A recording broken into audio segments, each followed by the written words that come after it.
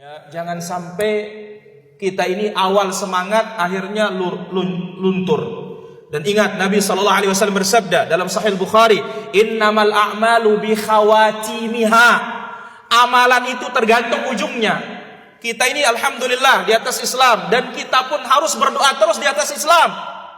Lihat Nabi Yusuf, di dalam Al-Quran disebutkan tawaffani muslima, ya Allah wafatkan aku dalam keadaan Islam,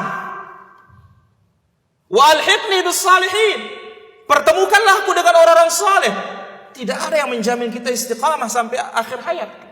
Oleh karena itu Nabi SAW mengajarkan doa, ya muqallibal qulub tsabbit qalbi ala dinika. Wahai yang maha membolak-balikan hati, tetapkan hatiku di atas agamamu. Kenapa para hadirin? Nabi SAW sebutkan, qulubu bani Adam baina usbu'aini min asabi'ir rahman. Hatinya kita semua ini berada di dua jemari tangan Allah yang layak dengan kebesarannya, tidak sama dengan makhluknya.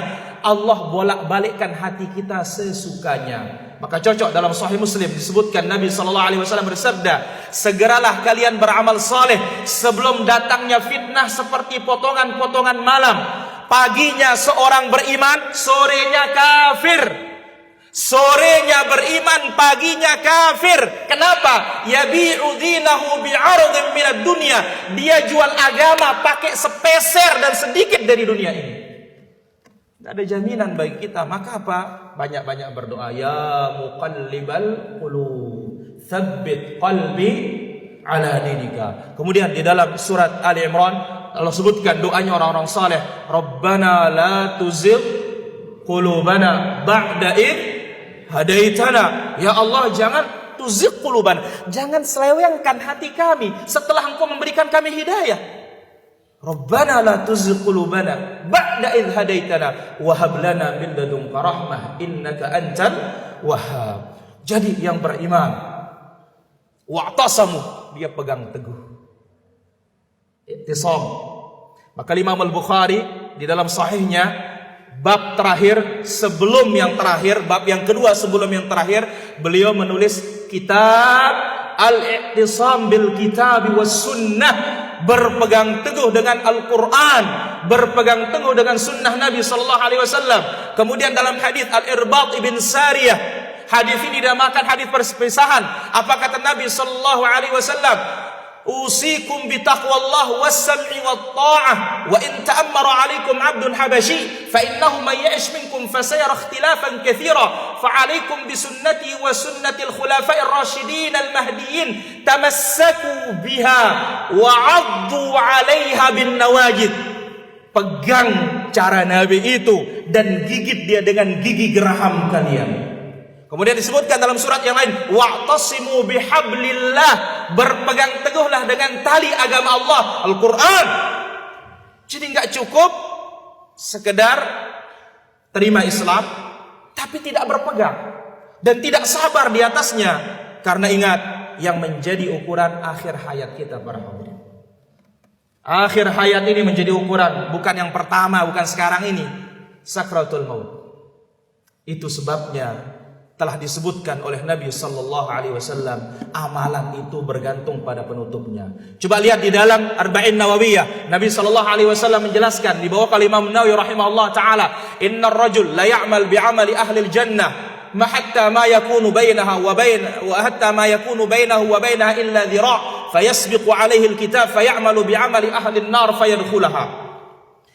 Seorang beramal amalan penduduk surga, antara dia dengan surga itu dhira', hanya satu hasta, hampir masuk surga. Tetapi takdir berkata lain, akhirnya dia beramal dengan amalan penduduk neraka, masuk neraka. Sebaliknya, wa innar rajul la ya'mal bi'amali ahli an-nar, di hidupnya ini amalannya penduduk neraka terus. Hatta ma yakunu bainahu wa bainaha illa dhira', antara dia dengan neraka itu hanya satu hasta, setengah meter aja baru masuk neraka. Fayasbiqu alaihi alkitab, tetapi catatan berkata lain. Ya, fay'amal bi'amali ahli jannah, dia beramal dengan amalan penduduk surga, fayadkhulaha, masuklah dia ke dalam surga. Ini apa para hadirin? hadis ini bukan berarti aduh apa gunanya saya lelah-lelah beribadah, toh juga nanti kalau masuk neraka.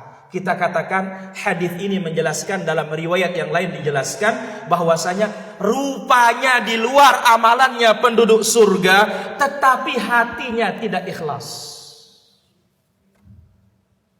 Maka apa? Mantan Islam ngeri, tapi kalau mantan kafir masuk Islam luar biasa. Ya, mantan preman bagus, tapi kalau mantan orang soleh bagaimana? Tidak bagus. Maka apa? Al-a'malu bi khawatimiha. Amalan itu bergantung pada ujungnya. Maka di sini pentingnya i'tisam. Maka masuklah kita ke dalam jannah Allah Subhanahu wa taala, wa yahdihim ilaihi siratan mustaqima, dan Allah akan tunjuki mereka siratan mustaqima, jalan yang lurus. Dikeluarkan dari adz-dzulumat ila nur, kegelapan menuju cahaya. Dengan turunnya ayat ini, Allah Subhanahu wa taala habiskan alasan orang-orang yang di luar Islam. Dan ini fungsi Allah turunkan kitab. Ini fungsi Allah kirim para rasul. Dalam ayat yang lain Allah Azza wa Jalla berfirman, rusulan mubasysyirina wa mundzirina lialla yakuna lin-nasi 'ala Allahi hujjatun ba'da ar-rusul. Rasul itu memberi kabar gembira bagi yang taat surga, kabar mengerikan neraka bagi yang maksiat. Apa maknanya, fungsinya? Li'alla yakuna lin-nasi 'ala Allahi hujjah, supaya tidak ada alasan hari kiamat. Maka kita kalau tahu kebenaran tidak ikut, tidak ada alasan hari kiamat. Ya Allah maaf, saya nggak tahu, nggak ada berita, nggak ada. Tapi kalau orang tidak ada dengar sama sekali tentang kebenaran, mati di atas kesalahan itu, masih ada uzurnya. Allah Azza wa Jalla berfirman, "Wa ma kunna mu'adzibina hatta nab'atsa rasula." Kami tidak menyiksa suatu kaum sampai kami mengutus utusan kepada mereka.